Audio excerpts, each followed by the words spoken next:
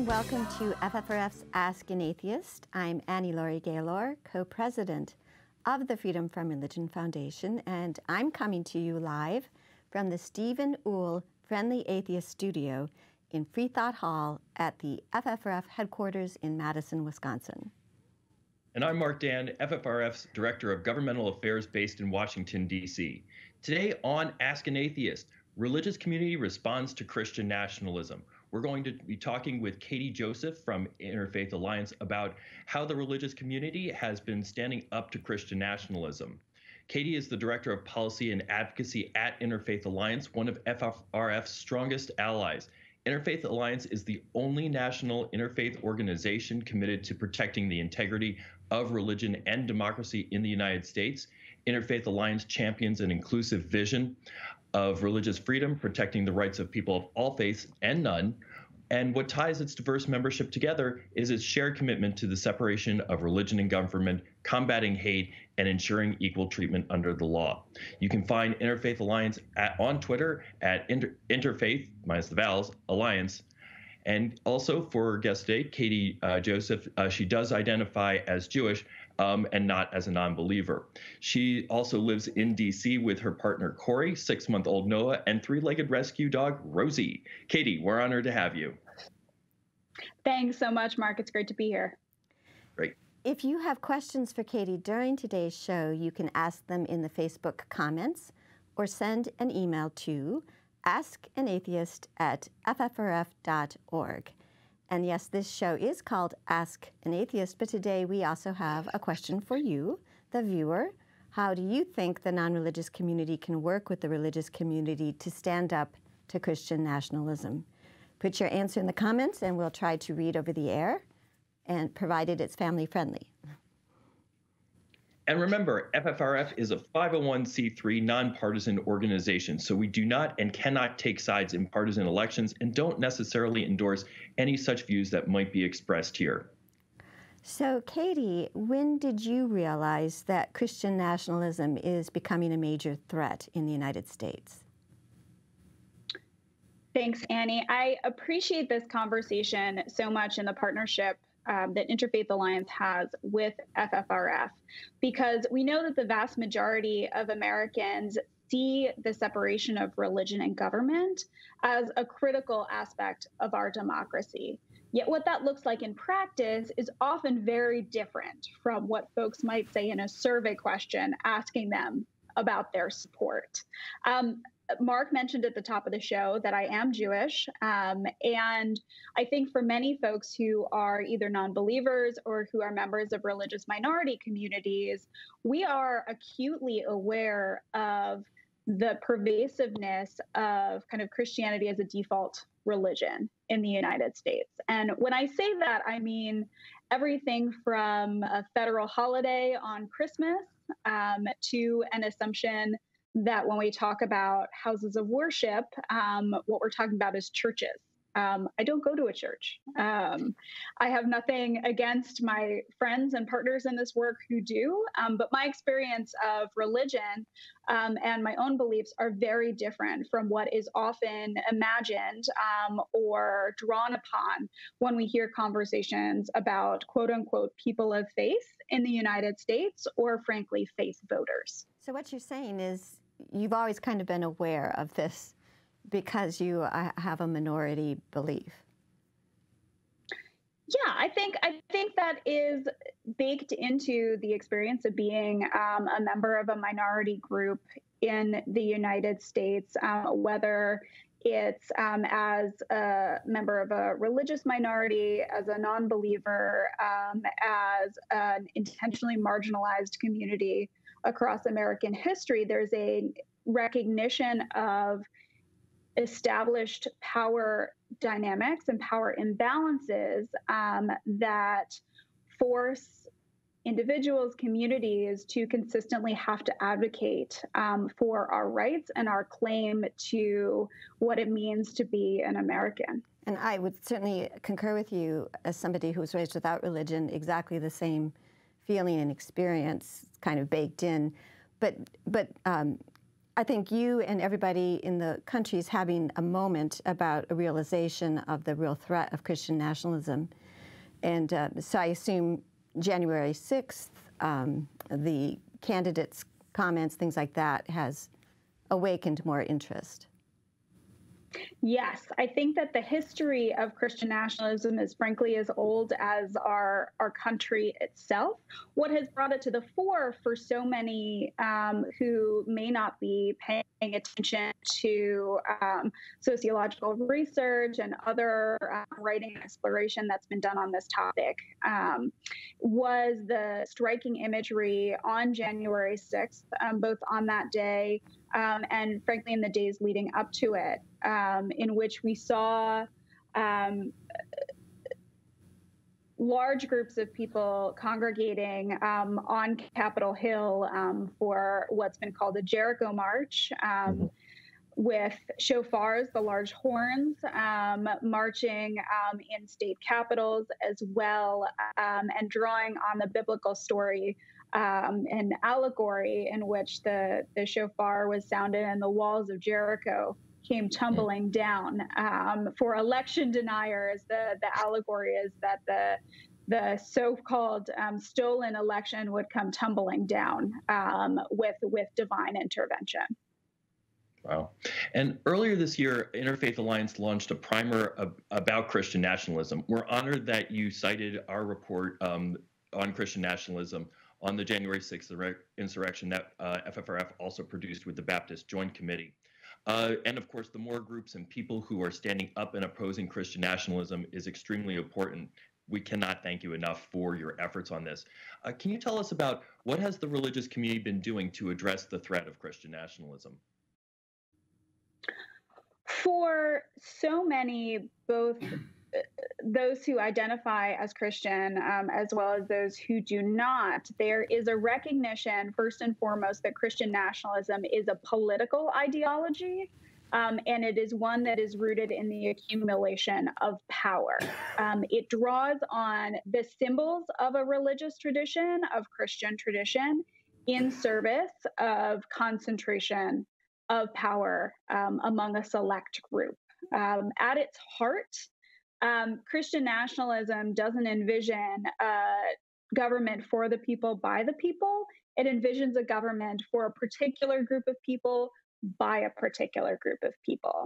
And that leaves a whole lot of folks on the outside of that particular group, both atheists, people who identify as secular non-believers, as well as people of faith and even Christians themselves who don't meet a strict test of who qualifies, kind of quote unquote, as a true believer. And so for many who feel a strong sense of connection to their Christian faith or a different faith tradition, there's a particular commitment and a recognition that we must take on this political ideology because it draws upon or claims to speak in the name of religion in a way that will actually harm a great number of us.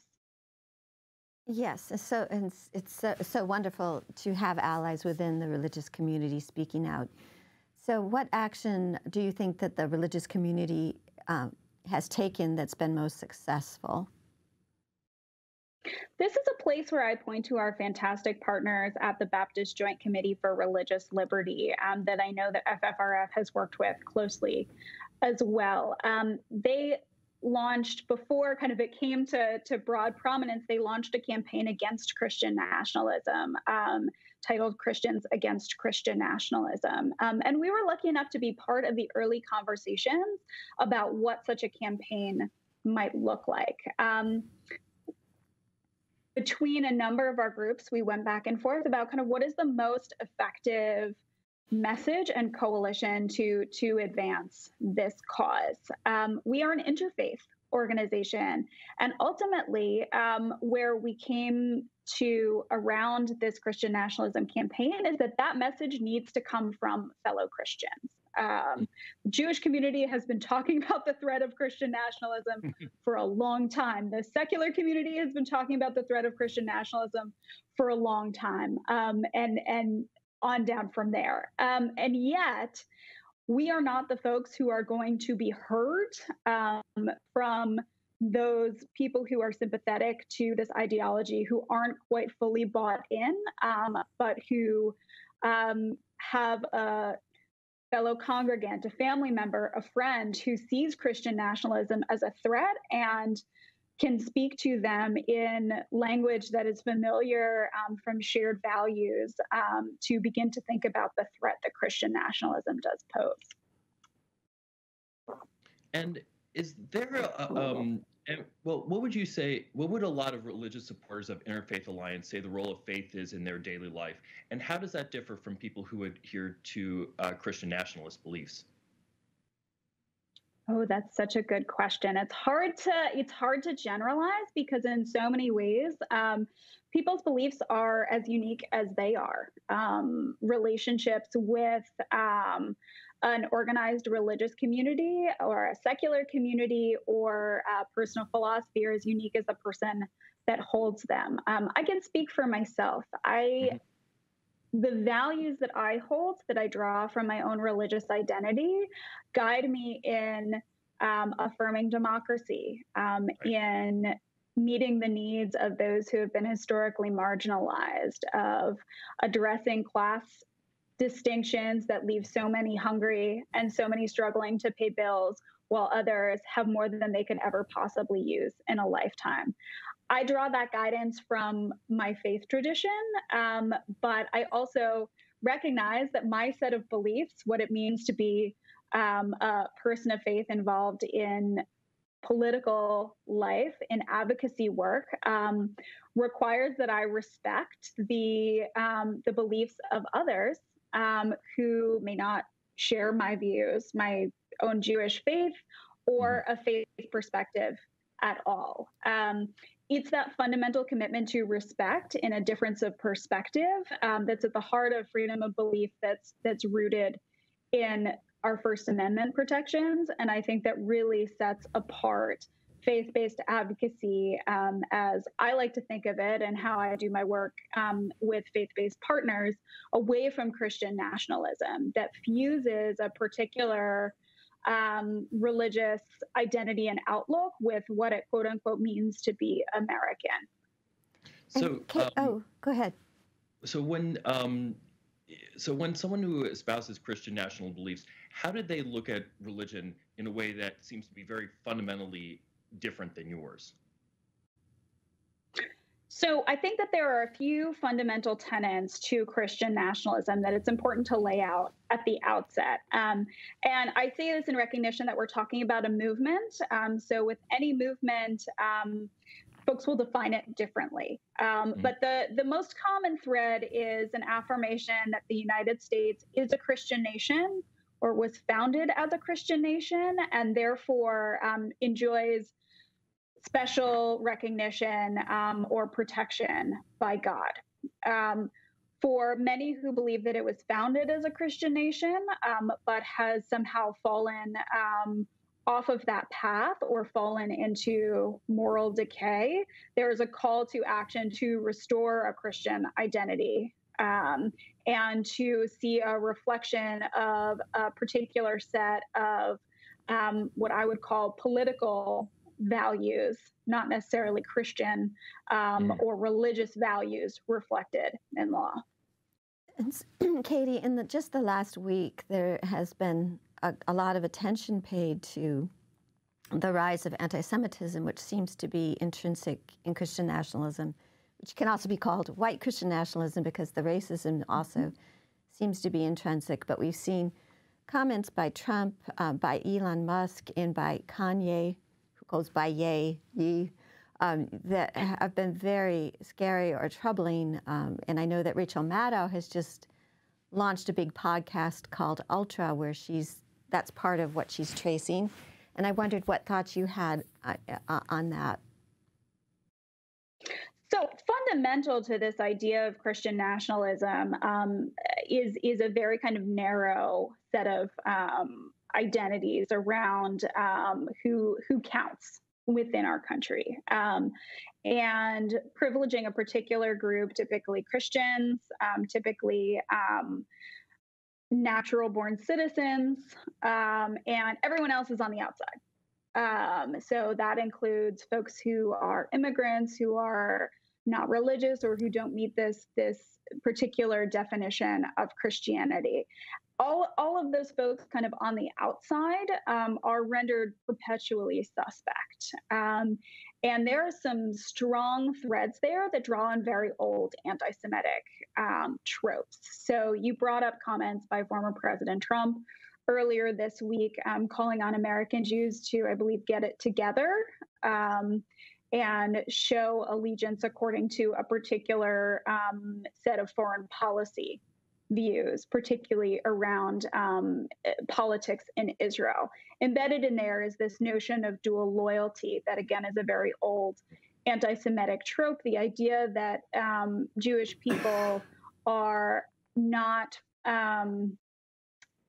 fully American and have a dual loyalty to the state of Israel. You can see here how, even without kind of directly drawing on what we might see as the most recognizable tropes within Christian nationalism, a lot of similar ideas of these folks who are on the outside are not to be trusted and must meet a certain test to be considered, quote unquote, true Americans. In study after study, we see among those who strongly support kind of those core tenets of Christian nationalism, like I said, this idea that we were founded as a Christian nation and that our laws should reflect those principles, sympathy for political beliefs around immigration, a skepticism, I should say, an opposition to immigration, and support for things like a southern border wall. Support or opposition and skepticism toward religious and racial minority groups, skepticism of calls for racial justice, and more. These are not inherently religious beliefs, but there is a strong confluence between those who support Christian nationalism views and also see kind of conservative political convictions as a litmus test.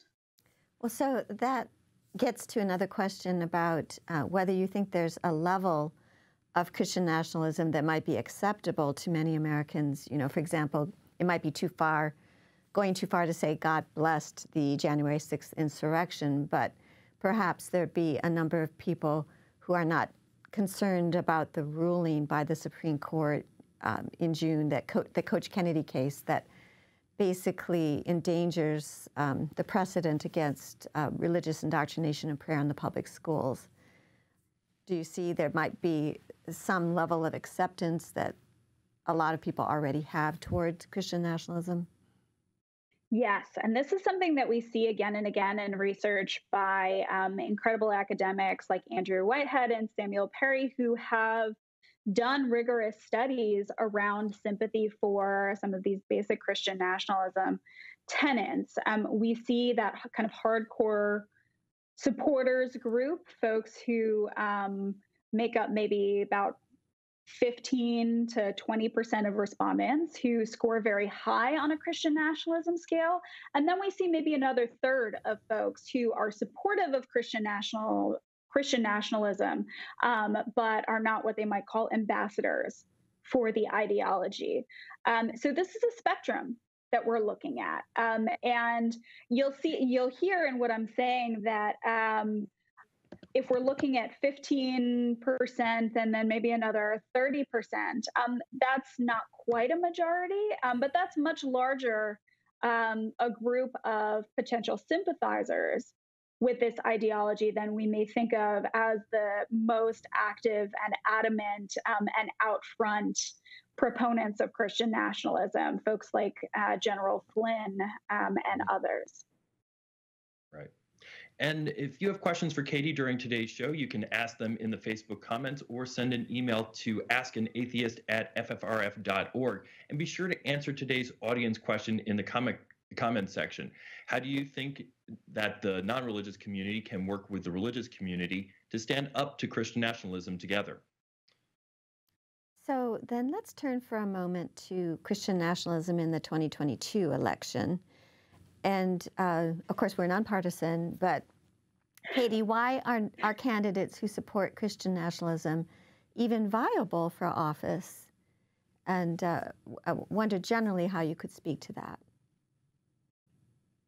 I think that this is a major question that many of us, again, we are also a 501c3, so we don't get involved in endorsing or opposing particular candidates, but it is telling that we are seeing many of these ideas being forefronted by candidates for office right now. What remains to be seen, frankly, is how many of these candidates will be successful in their elections.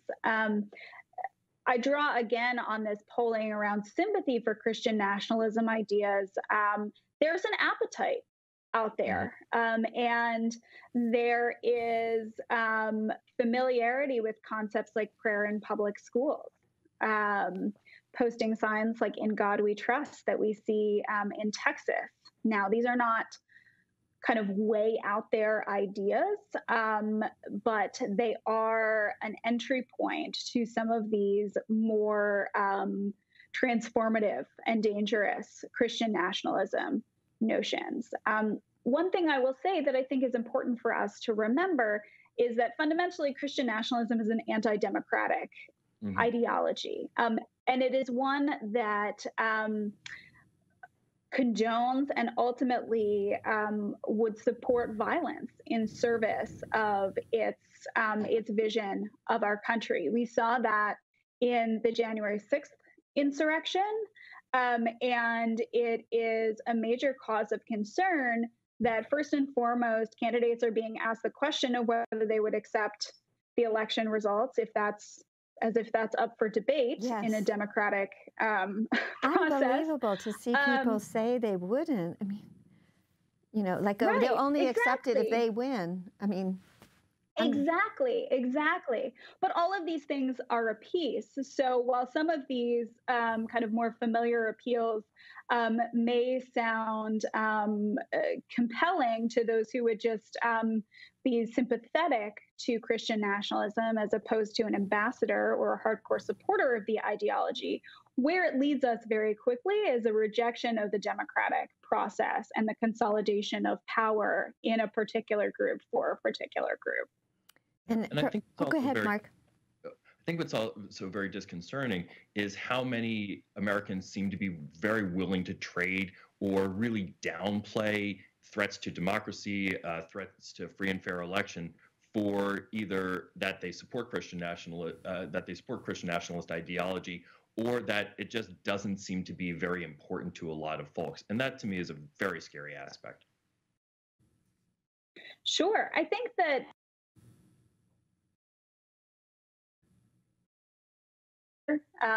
to folks who are plugged in now, but I am constantly aware of the fact that people are really struggling right now as we continue to experience the effects of the COVID-19 pandemic. People are grappling with inflation, with joblessness, and so many other considerations that feel more substantive in their day-to-day lives. And so in the work that Interfaith Alliance does and many of our partners do in the lead up to elections, we do our part to shine a spotlight on where religion is being used for political purposes and used as a tool to mobilize and manipulate the narrative in a way that runs counter to our fundamental framework of the separation of religion and government. Yeah. Perhaps you were as alarmed as we were by Politico's finding last month that 61% of Republicans said they support declaring the United States as a Christian nation. It was. I was. And I think that it's interesting in looking at that poll as I mentioned earlier, Christian nationalism doesn't have a singular definition. Mhm. And so while that statistic is alarming, it is one question within a larger survey. And so I think that it's important for pollsters, for journalists to dig into some of these deeper questions about what does that mean in practice? What does that mean in terms of commitment to voting rights for people of all faiths and none, across place and across race? What does that mean for the types of policies that you would want to see the government put forward in terms of protecting our most basic rights? And one of the things that I really love about Interfaith Alliance, you guys, a few weeks ago had a fantastic briefing on the Hill about Christian nationalism and that it's on the ballot in the 2022 elections. But one thing that seems to be kind of gnawing at us is that why do you think elected officials who support the separation of church and state seem to be hesitant to speak out about Christian nationalism? I think that there is a concern that it will be interpreted as speaking out against Christianity, Hmm. or against people of faith writ large. Consistently, we see that a large majority of Americans still identify as people of faith. That number is shrinking, but politicians, when they're running for office, that's funny slip of the tongue, but when they're running for office, they want to appeal to as broad a base as they can. And so avoiding the appearance of positioning themselves in opposition to religion, as off base as that might be in practice, might be driving some of the hesitancy to take this head on. Well, I think you've put the nail on the head there, that this is, as more people know the definition of Christian nationalism, politicians and public officials are going to feel that it's much safer, that everyone's going to be on the same page. And I do think the attention, especially this fall, growing throughout the media, more books coming out on this, what Interfaith Alliance's report is doing, all of this is going to make it safer, and people will understand that we're not criticizing people for being Christian, we're criticizing a political movement that is based on theocracy. Absolutely. So when you, go ahead, Mark. The thing I always think about is that if a lot of our allies on the Hill aren't talking about Christian nationalism, well, you have folks like Marjorie Taylor Greene who are saying, yes, I'm a Christian nationalism, and isn't this wonderful? And we should all we should be seeing that. So I think a lot of people, if we're quiet, the opposition will not be, and that's a rather scary thought. Yeah, and I think that her public proclamation and saying this is what the Republicans should all be, I think that did wake up the media to the growing dangers of, the awareness about Christian nationalism, certainly. But when you add up the non-religious Americans and the religious Americans who support the separation of church and state, we are still the majority. But that majority doesn't always translate to electoral success. And I wonder if you have any thoughts on that. I think that is a great way of looking at this and trying to figure out how to engage meaningfully around challenging Christian nationalism. Mark and I have done some great work together on the Hill and more broadly, because we have had hard conversations about differences of opinion on certain policies. But at the end of the day, first and foremost, we, and in all of the work that we do at Interfaith Alliance with our supporters, many of whom are not identified with a particular religious tradition, as well as those who are, starting from a place of shared values, respect for the freedom to believe as we choose, without imposing those beliefs on anyone else, and respecting the ability of our friends and neighbors to do the same. So we start from values, then we move to identifying very clearly who our opponents are. Sometimes this is called naming the villain, but being really specific in who our common opponents are here. And it can often be easy to use shorthand. Our opponents are, Christians or religion, or we hear secular people are the opponents.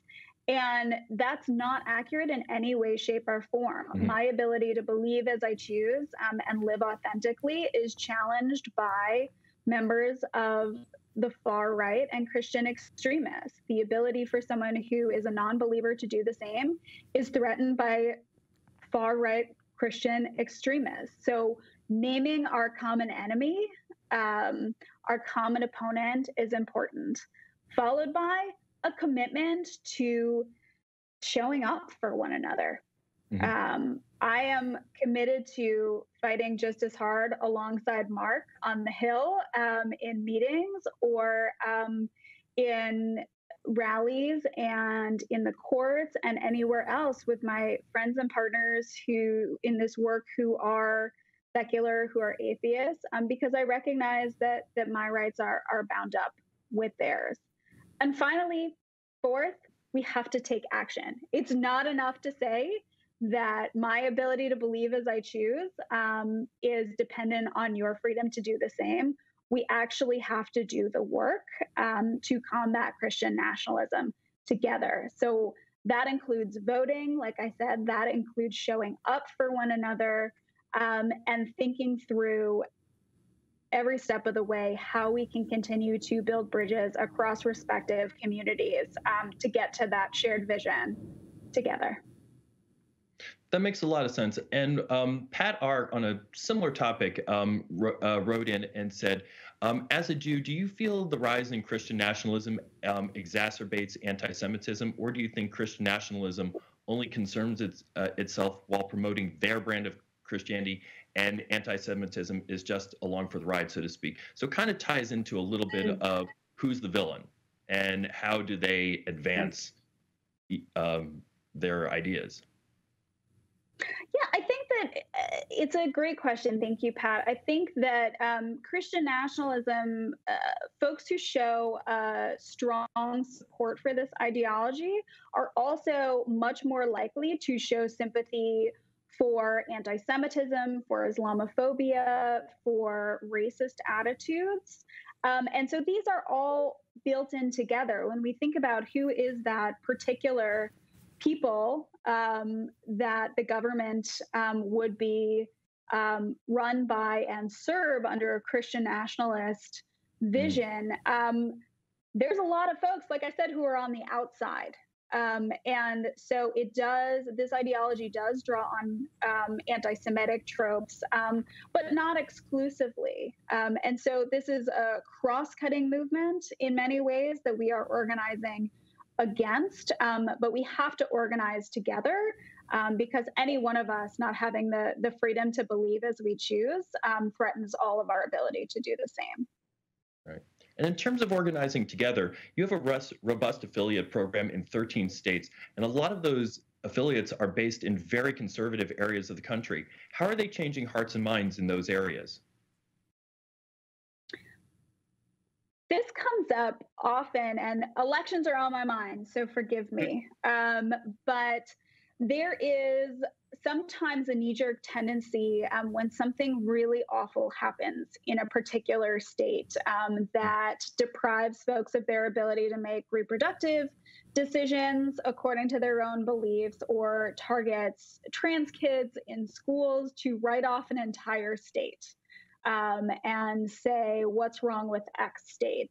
But right. In every state, there are incredible people who are working hard, who are facing a lot of pushback, who are doing what they can to show up in the face of voter disenfranchisement and community exclusion. Hear, hear. And in some of the places, I mean, these are the people who are on the ground, who are really the ones that are seeing this on a day-to-day basis, and who make up many of our affiliates, as you said, in some of these more conservative areas, I think of an incredible leader in our Idaho affiliate. Her name is Judy, and for a long time, she is a grandmother. And in Idaho, we were seeing a lot of anti-trans legislation come up, and she recognized that as a person of faith, as a parent, as a grandparent, she had a stake in this fight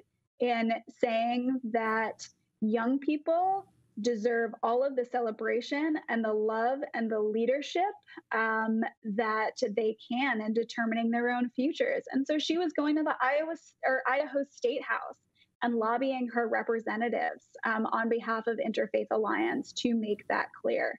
And it's people like Judy who are doing this work in extremely conservative states, who are guided some by their faith and some by their own convictions about justice and what's right, who are the ones that we should be turning to in this moment as we're seeing these ideas become increasingly widespread. Yes, so important, that willingness to speak up when you're really in the minority in a state like Idaho. It takes courage. And we take it that that how can folks who are non-believers, how can they help out somebody like Judy in Idaho? I think it's really important to, wherever possible, make your voice heard and make your appeal to your representatives who, frankly, work for us. They have an obligation to represent people who share their views and those who don't share their views. But making clear that you are watching what they're doing, that you care about what they're doing, and that they are getting a performance review in what they're doing. I think there are ways to convey their message depending on the day that may be more or less constructive. But I think making a personal appeal, explaining why a particular issue matters to you, in calling their office, in doing meetings, if possible, if you feel comfortable doing that, and ultimately showing up to vote, to let them know that they are not advancing the values and the policies that we care about when they fall short. And I would say don't underestimate those public letters to the editor. I know that newspapers are still a dying breed, but politicians, public officials do read or have staff who look at what's published in their local newspapers. So those letters are very important. Yeah. And Absolutely. I take it, if non-believers want to get affiliated with Interfaith Alliance, they're more than welcome. Is that correct? Yes, absolutely. I would invite anyone who is hearing our conversation today, who is interested in the separation of religion and government, and who is eager to work together to combat Christian nationalism, to reach out to me directly, policy@interfaithalliance.org, or you can go to our website, www.interfaithalliance.org, to learn more about the work that we do. Great, and it's fantastic work. So thank you so much, Katy. And was no more questions or comments, Mark? I think we did a really good job of answering it. All right. To a lot. Well, So, then that concludes Ask an Atheist for this week. And thank you again so much for joining us, Katy. And this week on our broadcast TV show, Free Thought Matters, our guest is atheist minister Greta Vosper with the United Church of Canada, who was put on trial for blasphemy. And here's a preview.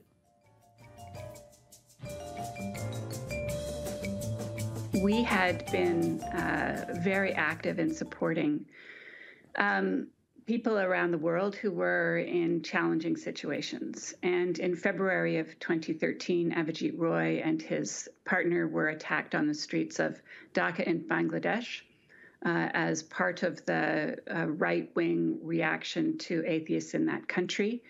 He was murdered. Bonya was injured in that assault. It was just terrible. It was terrible. And I really wanted to say, you know, if you want to target on someone, put one on me, right? I'm no different from them.